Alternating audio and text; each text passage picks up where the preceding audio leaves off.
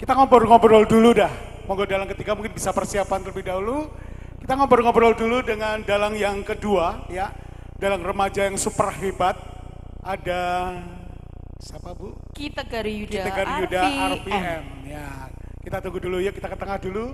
Bu Lisa. Dan biar siap-siap dulu Ki Dalang remaja Kirian Junior AP ya. Bisa siap sambil dulu. AP-nya Kata apa ya Mas masnya ya? anggur putih. Anggur putih. Adi Ada, Mas. Putra. Adi Putra. Mas Adi, banyak sekali dalang yang namanya Adi ya. Iya. Adi. Ini Adi sebelahku, ini tetanggaku banget, saya RW aku ya. Ada Adi sebelah kanan saya juga. Yang baru tampil juga Adi. yang mau tampil ya. Sekarang kita ngobrol-ngobrol dulu Sini, Mas. dengan Ki Tegar Yuda RPM. M-nya apa sih? Ini mic-nya kita ambil dulu dong, mic-nya. Yuk Mas. Diambil dulu, Mic-nya kita diambil dulu ngobrol. di sana. Bangga sekali rasanya saya di Magelang ini. Mic-nya bisa diambil ini Mas. Nah. Ya, Ki Tegar Yuda RPM ya.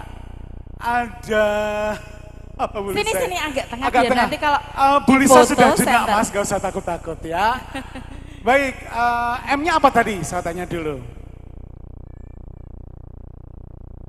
Mic-nya Mas. Ya itu baru di setel sama masnya. Oke, M-nya apa Mas tadi?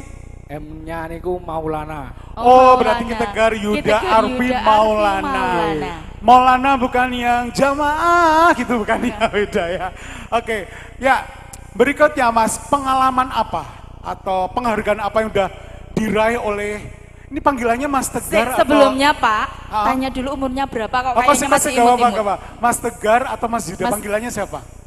Kulo Tegar. Mas Tegar. Tegar ya, oke sebelum pengalaman, sekolah masih sekolah? Masih SMA kuliah? SMK. SMK mana? SMK mana Mas? SMK Negeri 1 Kasihan SMK Yogyakarta.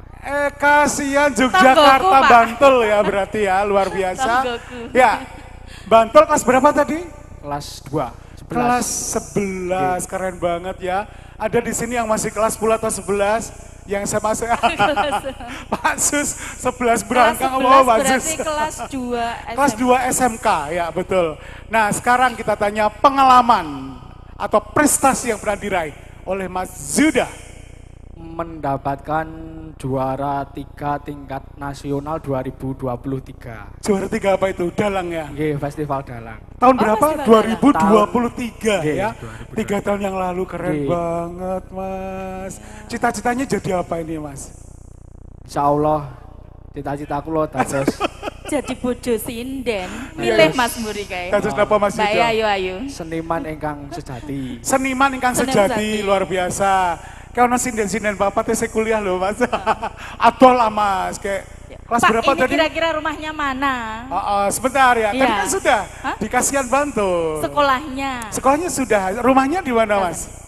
Alamat rumah saya wonten Dusun Kerajaan, Desa Pager Gunung, Kecamatan Ngablak, Kabupaten Magelang. Magelang Pak Budi.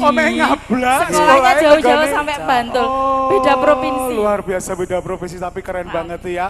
Prestasi Ngablak. sudah. Selain itu prestasinya ada lagi yang juara 3 dalang tingkat nasional ya. Terus apa lagi Mas? Ada lagi? Nggih, namung niku. Namun Niko, tapi hanya itu tapi keren banget dan luar biasa ya. Juara 3 tingkat nasional loh ya. Mas, kok tiba-tiba dari Ngablak, Kabupaten Magelang, kok melonyong tekan Jogja, tekan Kasihan itu yang nyuruh siapa? Nggih. Keinginan hati sendiri. Oh, keinginan hati sebelumnya berarti kenal dengan wayang atau kenal dunia pedalangan itu sejak umur berapa? Saya menggeluti dunia pedalangan dan karawitan itu dari umur 6 tahun TK. 6 tahun TK TK. sudah menjadi seorang dalang ya. Iya. Tampil di mana waktu itu?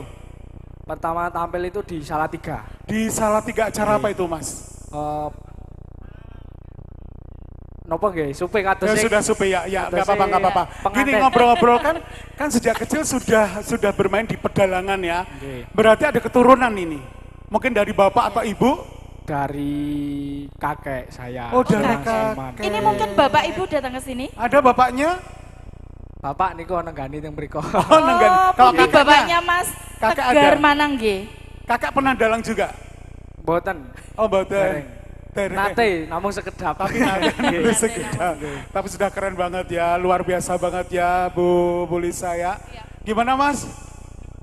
Kepala dinas Oh, apa? kepala dinas pundi? Di mana? Ayo mic-nya dipakai. Mboten tiang dinas. Ini bapaknya di mana? Kok di sana kok nggak muncul, ini di mana ini bapaknya? Mas di ngablak loh, Mas kepala dinas pengablaan apa?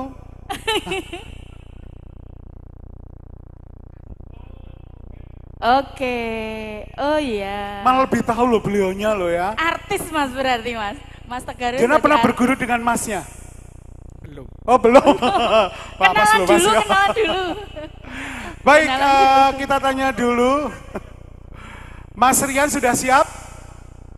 Sudah siap, oke. Belum. Terima kasih Mas Oke. Yuda, sukses Mantap. selalu Sukses ya. selalu untuk Ya, kedepannya. amin, Terima amin. kasih untuk Mengembangkan ya, mungkin punya bakat silahkan digali sedalam mungkin gitu ya. karena kalau tidak kita generasi muda siapa lagi Pak? Betul sekali Sebelum ya. dicaplok oleh Betul dan negara lain tetangga dan, sebelah. dan buat anak-anak semuanya, anak-anak SMP Kota Magelang, nanti kalau ada yang mau bertanya pada dalang remaja yang hebat ini, silakan gak usah malu-malu, bisa ke depan menuju ke tempat kita ya, Iya, ngobrol, tanya kepada dalang kiat-kiatnya apa sih bisa menjadi dalang yang hebat tentunya ya. Sudah siap Ki Dalang?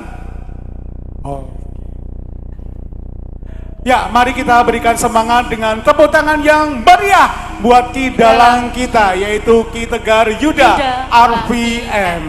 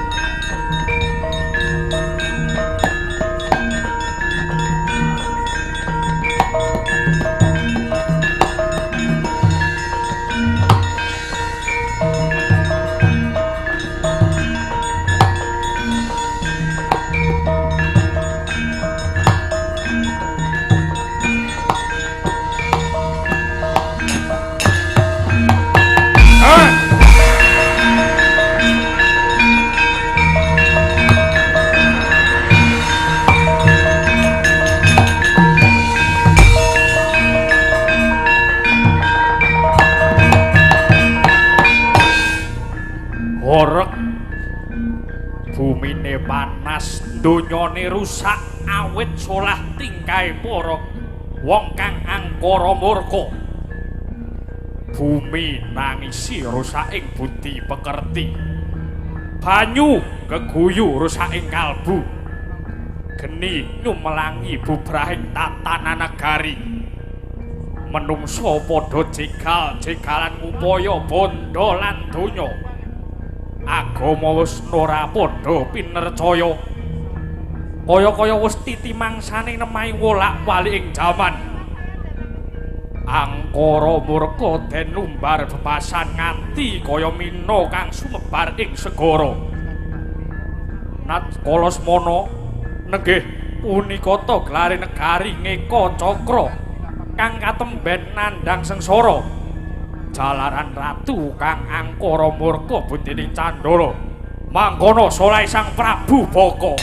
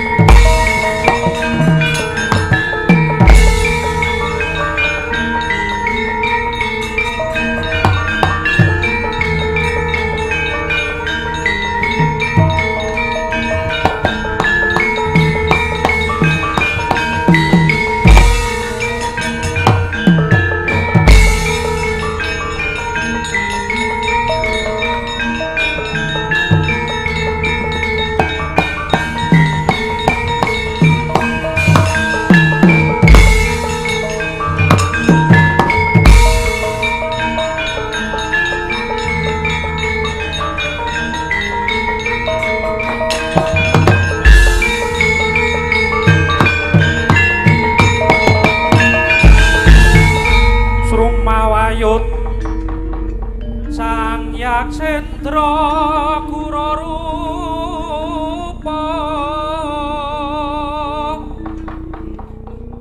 mangesos kadhiangin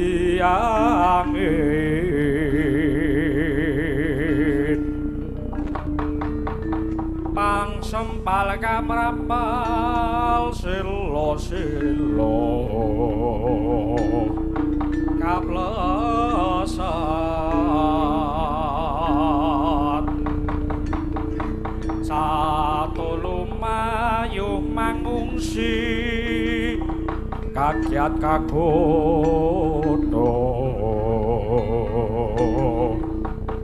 kang jaga-jaga bumi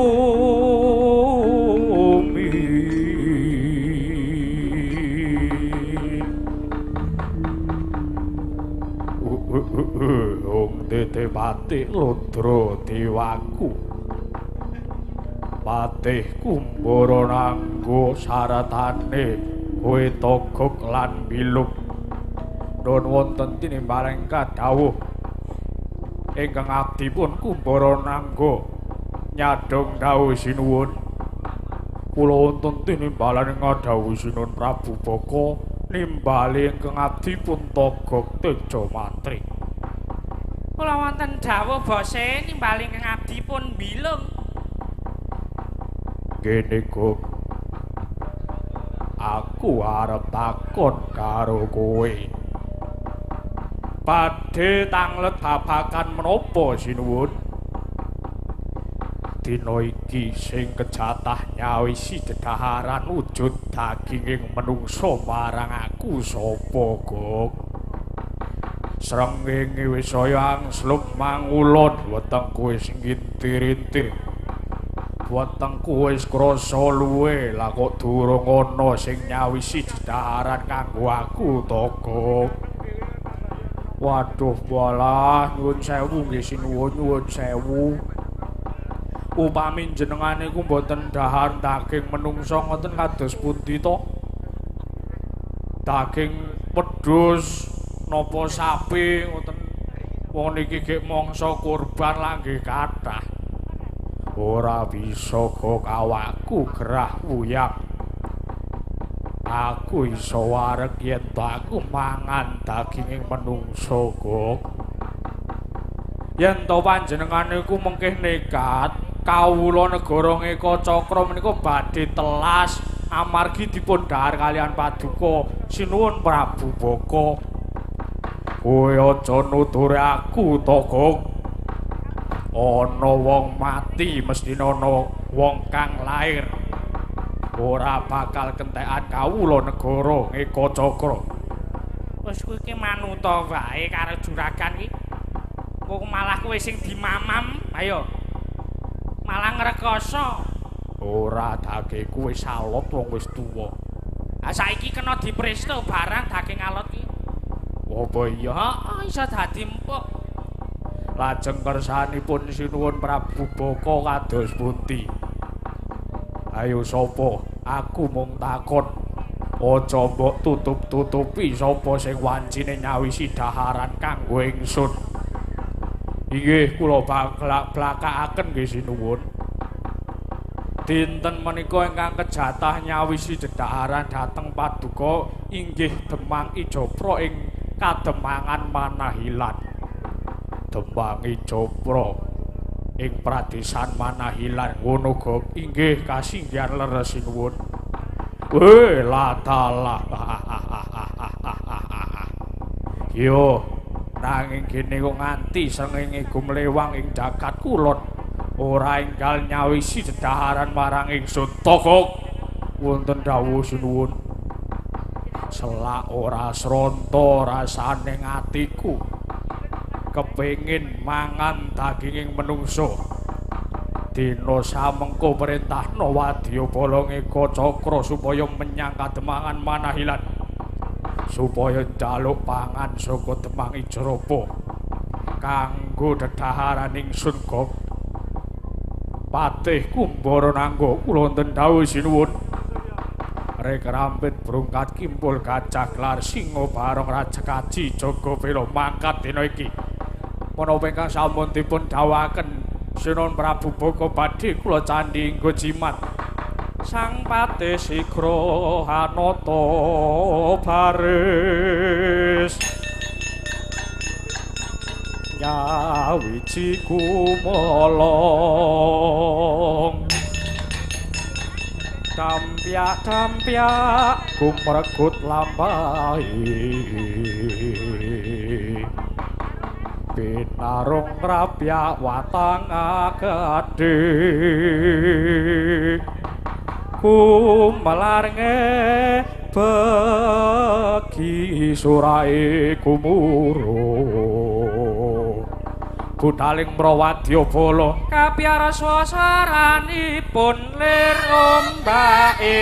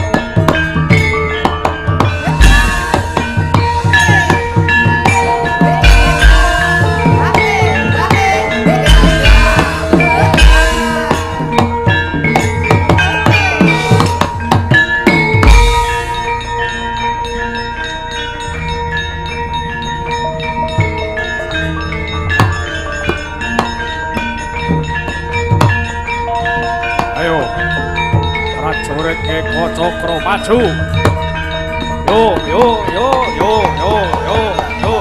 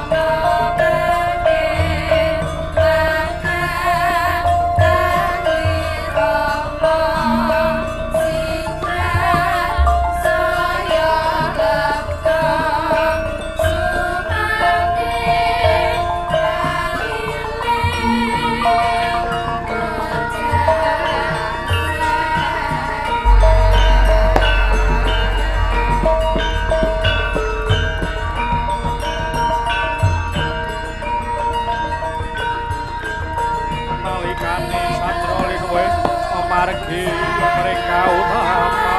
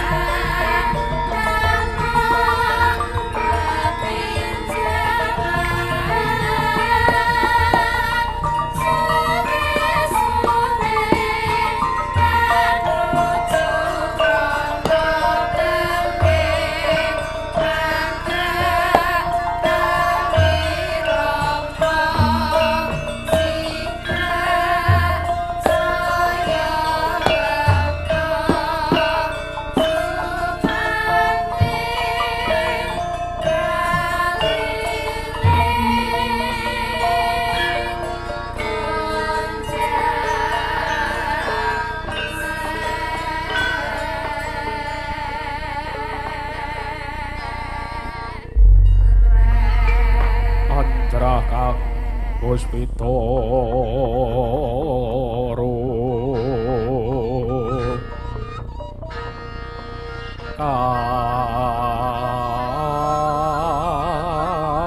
kasiliring samirana amrih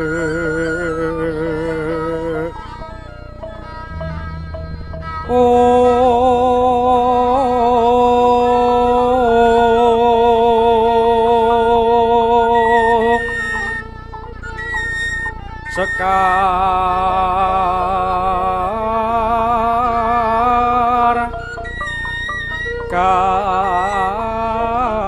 kadung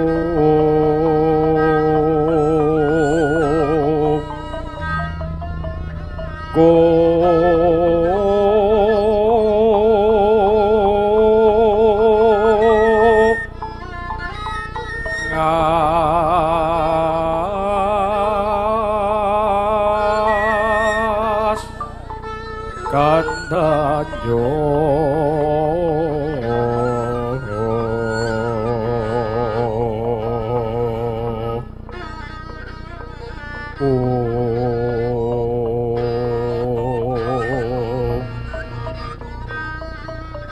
mawe raras retnaning driya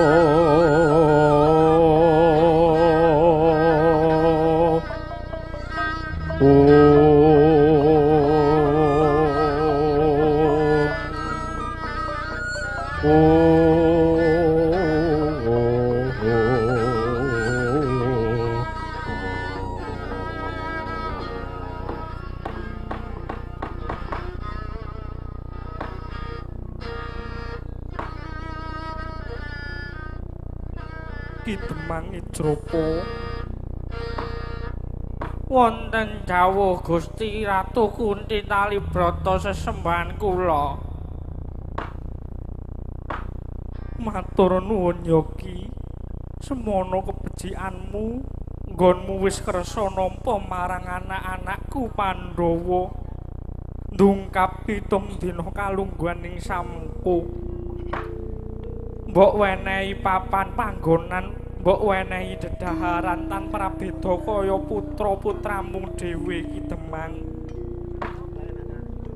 layak to layak para kawula ing kademangan manahilan kene percaya marang panjenenganmu minangka dadi demang ana ing manahilan kene nggonmu duweni budi pekerti sing apik nggonmu duweni tingkah laku sing becik luwih-luwih seneng paring pambiyantu marang sepadha titah Kidemang duh Gusti Ratu dereng sepintena kasaenan kula dhateng lelabuhanipun swargi ingkang garwa inggih sinuwun Prabu Pandhudewanata mila saking menika sampun gadhahi raos Durgama Sangga Runggi rikuh sarta pekewuh menawi paduka ngersakaken lenggah wonten mriki sak lami-laminipun monggo.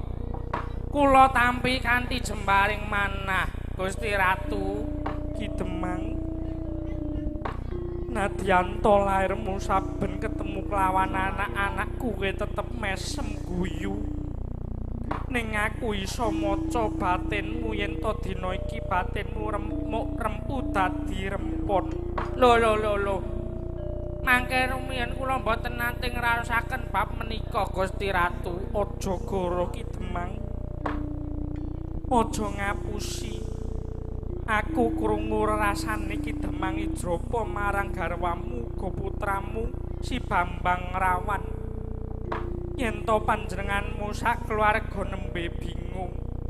Jalaran kowe entuk jatah kudu kirim dedaharan kanggo Ratu Gustimu Prabu Baka ing Ekacraka. Ing antarane panjenengan dhewe kelawan ingkang garwa lan putramu Bambang Rawan salah siji bakal dadi pangane Ratu Prabu Baka. Aja susah Kidemang. Wong urip ana alam donya kuwi padha pambiyantune marang sesamaning urip. Mula aja kuwatir kang dadi penggalihmu ya Kidemang Ijrapa.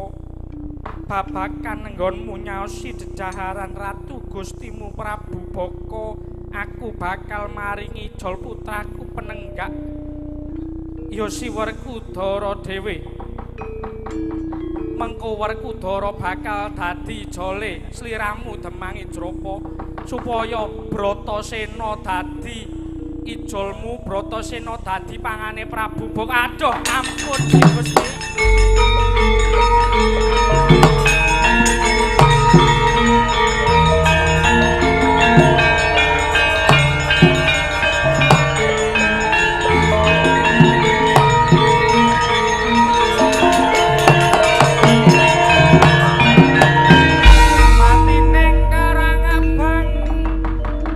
Kyonake utang pati ludira kang nyembur eka siji diwatak manunggaling rasa kagaring nguni bangun ana weteng dudu wengi ana padang tuturina weteng ing antaka padang ing nala.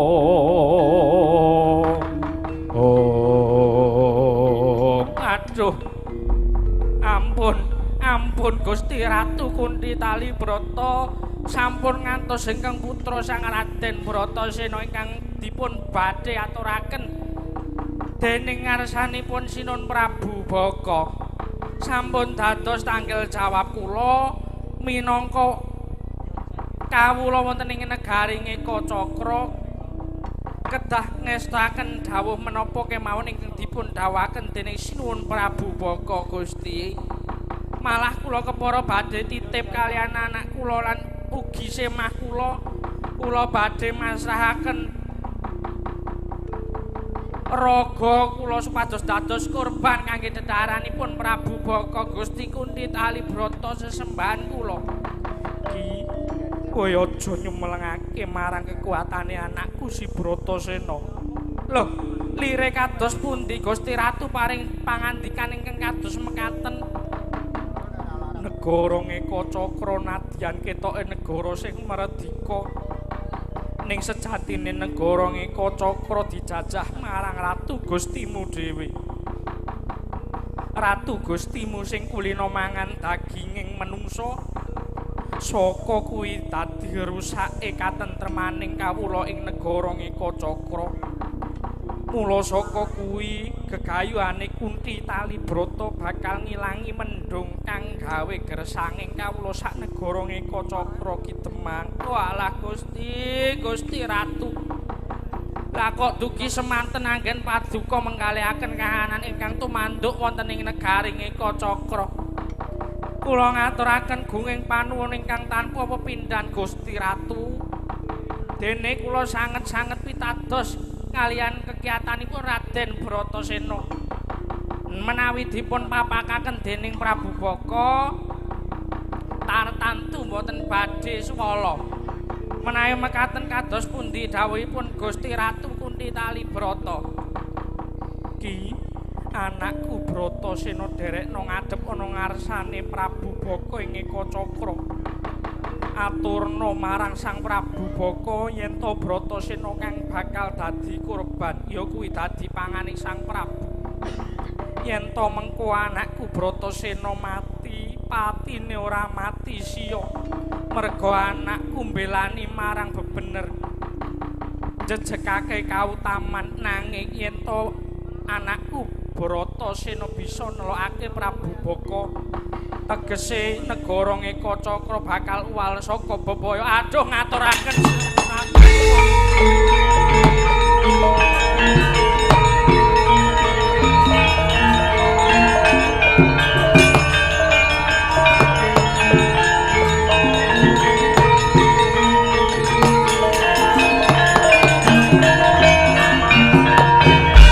Gusti Ratu, kula sanget-sanget ngaturaken panuwun. Bratasena, Wah, ana dawuh ngopo Prabu Kunthi? melu ki Demang Ijrapa supaya suwan ana ngarsane Prabu Baka.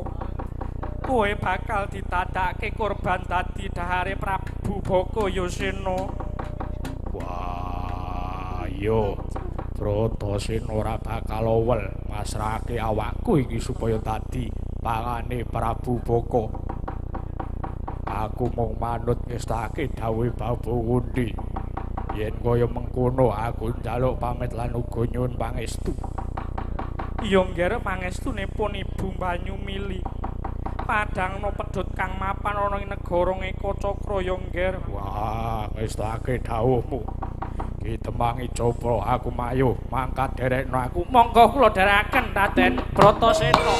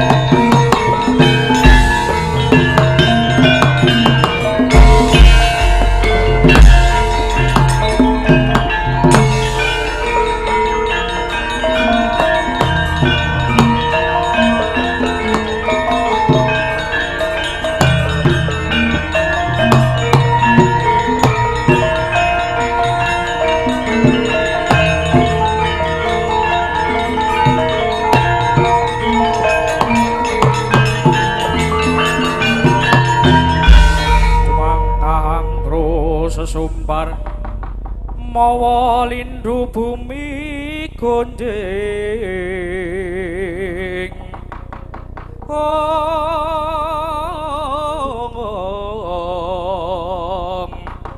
kumaluduk guntur ketung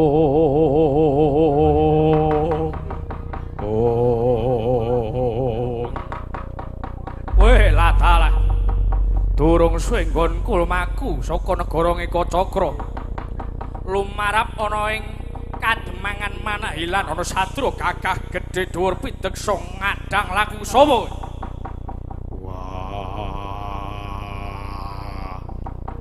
Aku satriya saka Manahilan. Aranku Bratasena bali takon kowe sapa? kekeseting Prabu Baka aku tumenggung krida penantang. Bratasena, Ana apa? tudono omahe kang aran ya kuwi Demang Ijrapa. Duwe parigawe apa dene kowe bakal nemoni Demang Ijrapa? Aku bakal njaluk salah sijining menungsa kang bakal kanggo kurban dedaraning Prabu Baka ya Gustiku marang Demang Ijrapa.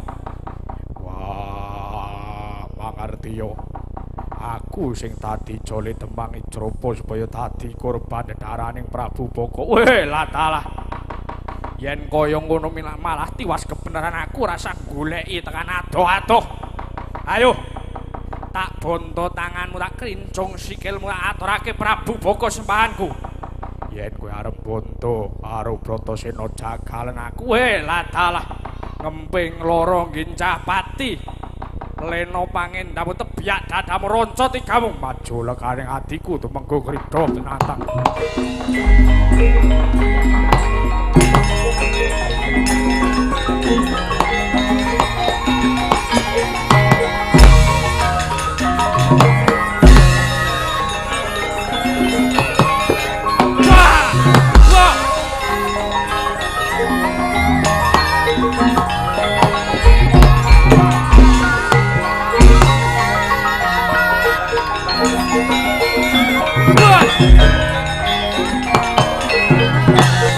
Yo, ojo bobok.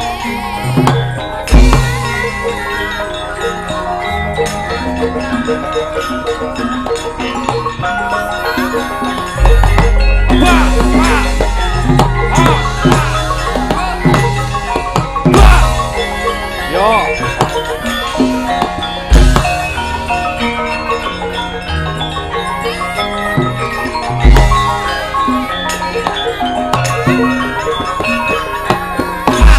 Aku, ayo.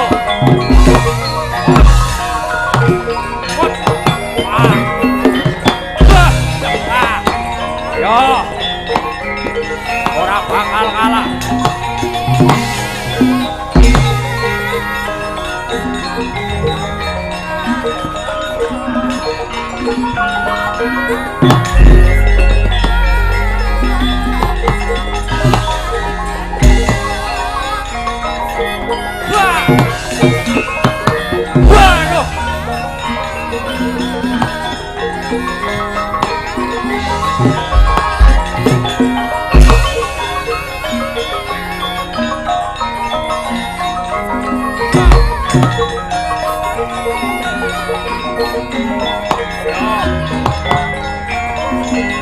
Ora mundur.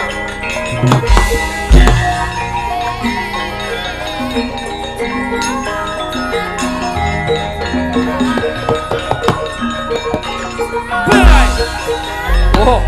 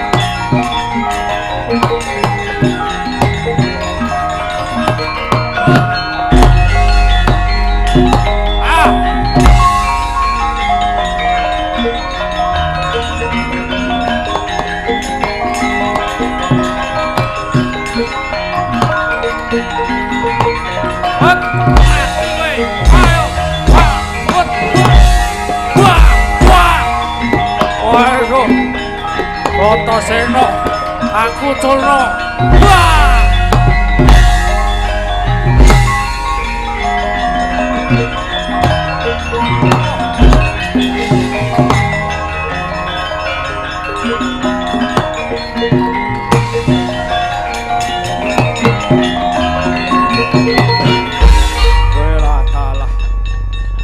Gusti Patih kula ingkang ngadhep wonten ngarsa paduka.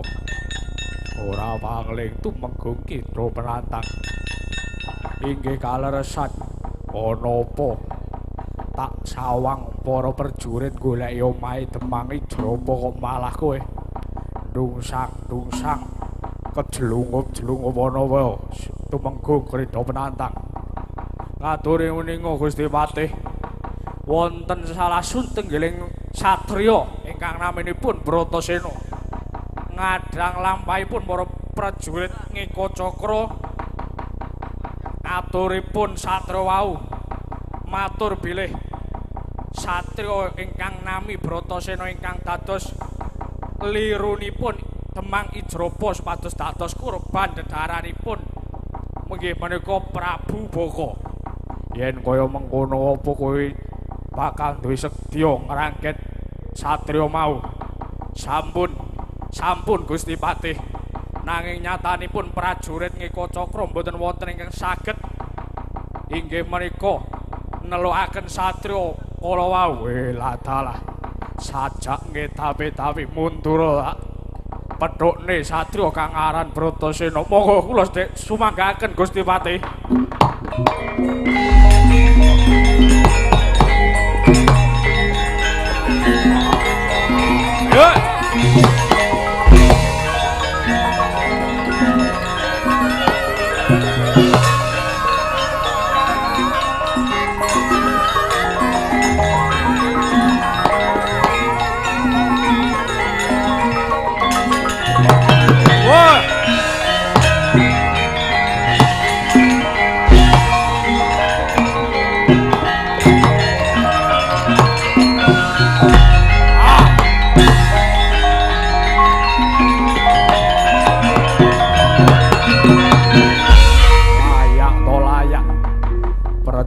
Ngeka Cakra ora ana kang kuagang nandhangi solahe satriya mau.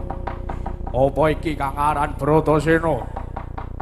Wah, yo aku Bratasena kuwi sapa? Patih negara Ngeka Cakra, aku Patih Kumbara Rangga. Apa pengenal kowe bakal dadi lirune Demang Ijrapa Bratasena? Wah, yo dasar para nyata. Aku dhewe kang masrahake ragaku supaya dadi pangane Prabu Baka. Weh lah talah. Ora sah angel-angel kowe mengko mesti bakal tekaning pati lan dadi darane Sinuwun Prabu Baka. Ayo manut bondo tanganmu jagalan Bratasena yen kowe bakal bondo karo aku mati teraku kowe Bratasena.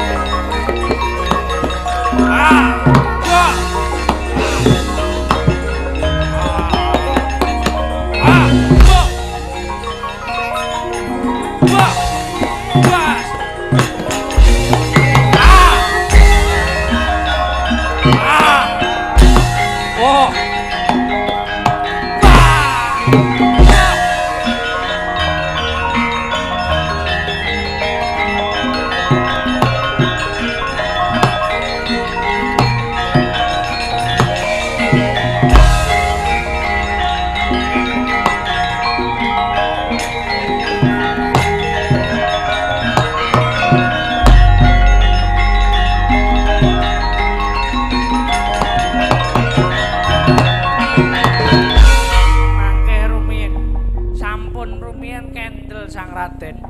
Wah, iya tembange ceroboh. Menawi paduka sampun saestu siaga dados daharipun Prabu Baka, kula aturi mboten sah ngladeni kalih prajurit-prajurit sing kurang gawean nika. Monggo paduka kula suwanaken wonten ngarsanipun Prabu Baka. Mangke menawi Prabu Baka sampun kersa badhe andhar raga paduka, kula aturi nantang supados saged kebrongoting manahipun Prabu Baka. Kula aturi mejahi Raden. Yo aku wong manut tembange ceroboh.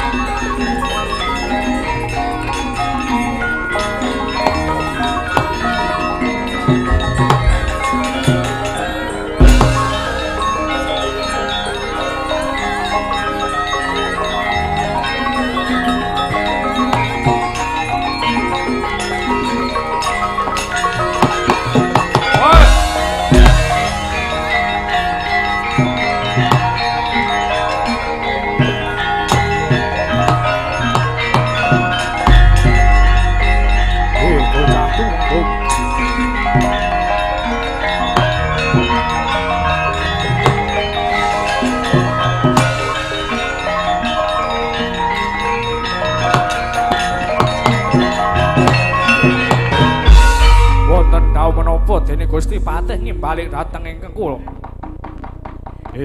Tumenggung ngridha penantang wonten dawuh yen aku karo kowe lan sak prajurit Eka Cakra ngladeni karo Bratasena ora bakal rampung.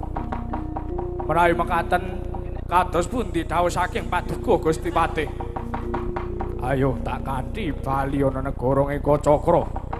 Matur ana ngarsaning Prabu Baka menawa ana salah sijining pawongan sing bakal masrahake ragane supaya tadi dedharane Senun Prabu Baka. Monggo kula dherekaken Gusti Patih.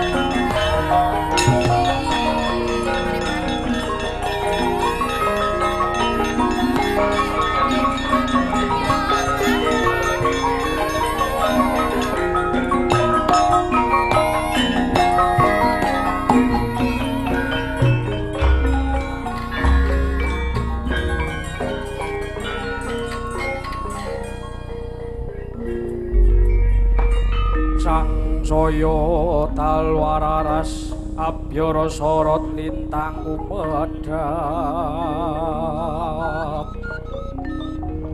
titi sonya madya ratri lumrang gantaning puspita karangyaning udyanira lae blegek sadulita mel-mel Ndara Bagus Permadi kula pun Semar nyadong dawuh Den Kakang Semar kula wonten dawuh badhe wonten menapa kok sajak pasuryan dika kados remeng ing penggalih Kakang Semar dina samengko Kakang Mas Bratasena manjing ana ing negara Ekacakra masrahake jiwa ragane supaya bakal didhahar Prabu Baka ing Ekacakra Kakang Bratasena dadi ijole Demang Ijrapa saka Manahilan kang wis didhawuhake Kanjeng Ibu Kunthi Kakang Semar lajeng kersandika sakniki kados pundi Den aku didhawuhi supaya sumusul karo Kakang Mas Bratasena mengko yen ana apa-apa aku didhawuhi Kanjeng Ibu Kunthi supaya paring pambiyantu marang ngarsane Kakang Mas Bratasena Kakang Semar Semareka Den Prayitna samurire seka balik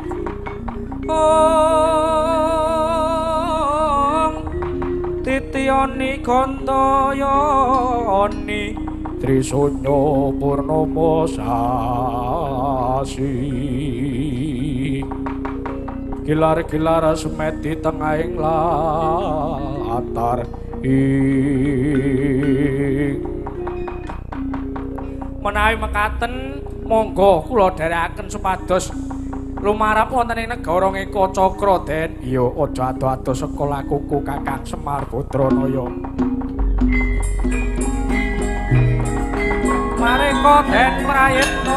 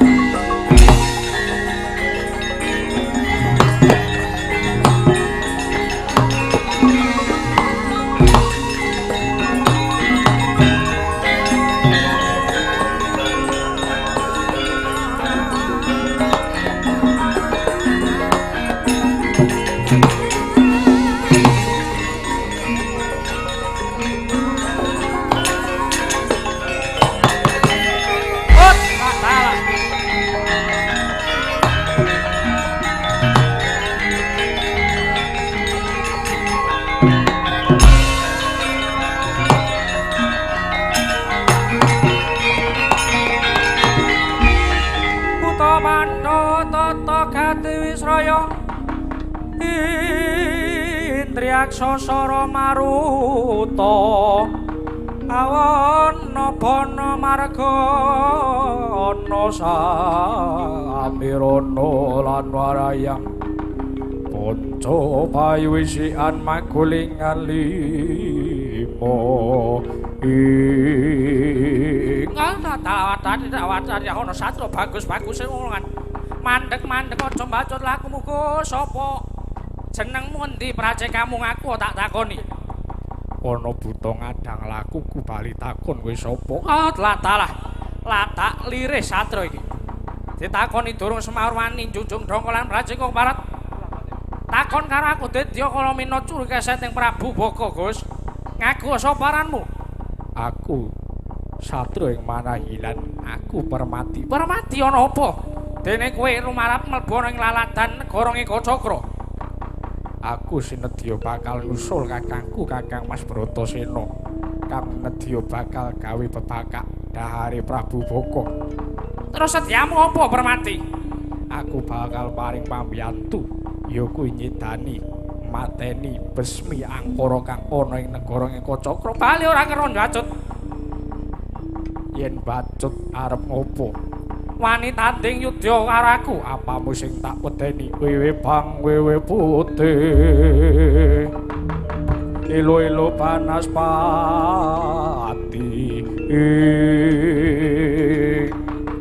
Oh, lawatan ya. Bondo wani sugih kentel. Ayo, maju ke Prangarsa. Lena pangendam sabet pangkemuda kemrutuk balong mukus.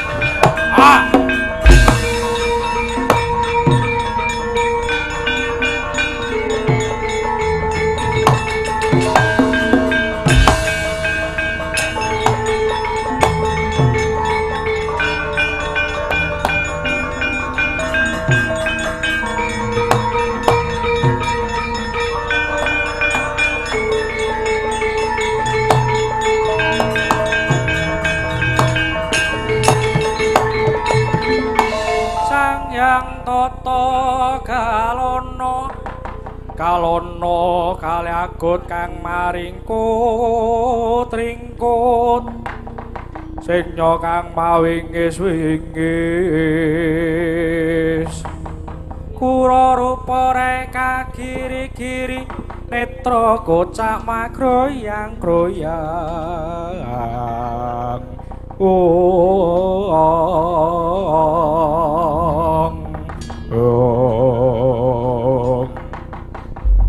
Latalah sawang ora pangling suaring patih Kumbara Nangga. Inggih sinuwun kula ingkang abdipun patih Kumbara Nangga ngaturaken sembah. Kepiye kabul kausanane supaya tak utus menyang kadipaten Kademangan Manahilan apa wis entuk gawe. Tadah teduka sinuwun. Kula sawadya Balangika Cakra sampun lumarap wonten ing Kademangan Manahilan. Nanging dumugi wonten tengahing margi dipun adang dening satriya gagah pideksa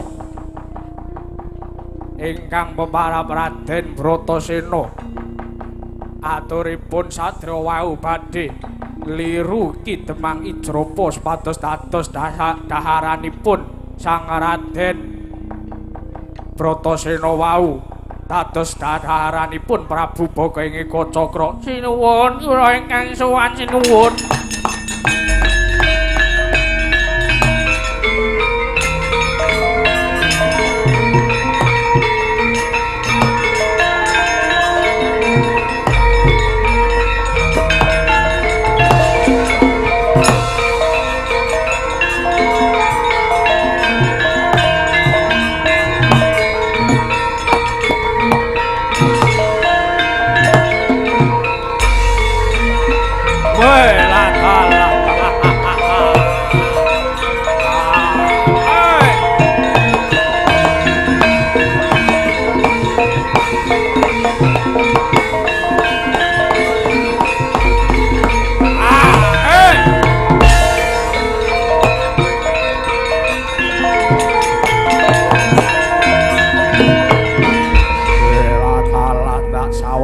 Demang Ijrapa. Inggih kula ngaturaken sembah sinuwun Prabu Baka. Apa iki bocah sing mok sowanke ana ngarsaku supaya dadi panganku Demang? Inggih leres menika inggih satriya ingkang aran Raden Bratasena ingkang badhe kula aturaken wonten ngarsanipun Prabu Baka supados dados dedhaharan paduka sinuwun. Latalah tak sawang blegere gagah pideksa yen aku mangan awet kanggo 7 dina waregu teh patih. Demang Ijrapa Kula wonten dawuh yen kaya mangkono supaya saya seger sumyah rasane bumpanana bocah iki. ngestaken dawuh.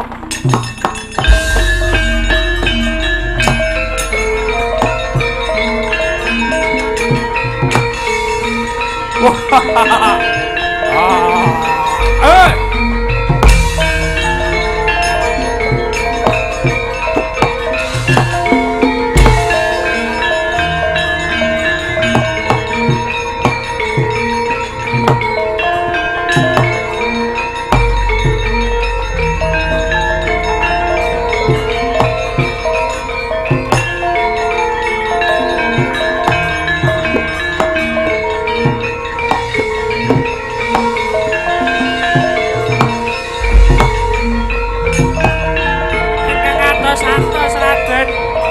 Ayo.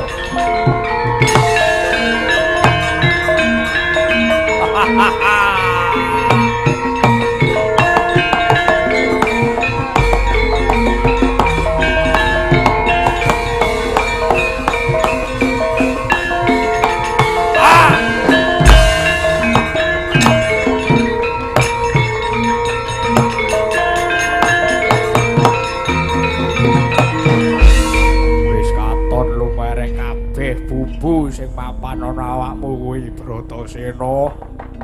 Ayo njaluk nggon ngendi sing kudu tak giagelak. Wah. Prabu Bagahawaran. Yen kowe bakal pangan karo Bratasena aja mung gampang. Ibarat sapi kebo aku jagalen piye? Ibarat kebo sapi aku jagalen. Bela dalah. Bondowane sugih kendel kowe Bratasena. Yen pancen kaya mengkono kekarepanmu, ayo maju gigit sung pengapit tadi panganku. Gandul dasmu.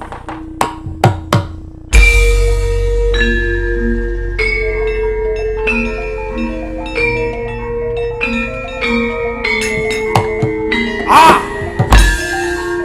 Oh!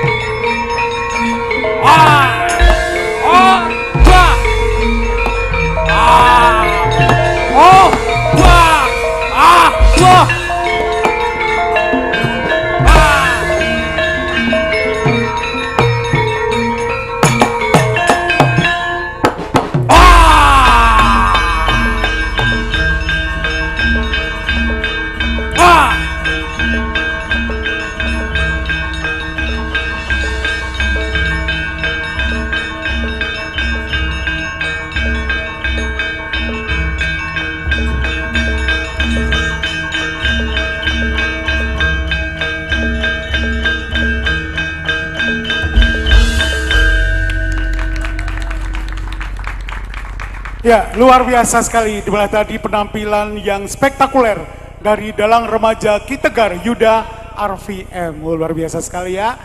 Dan sebelum kita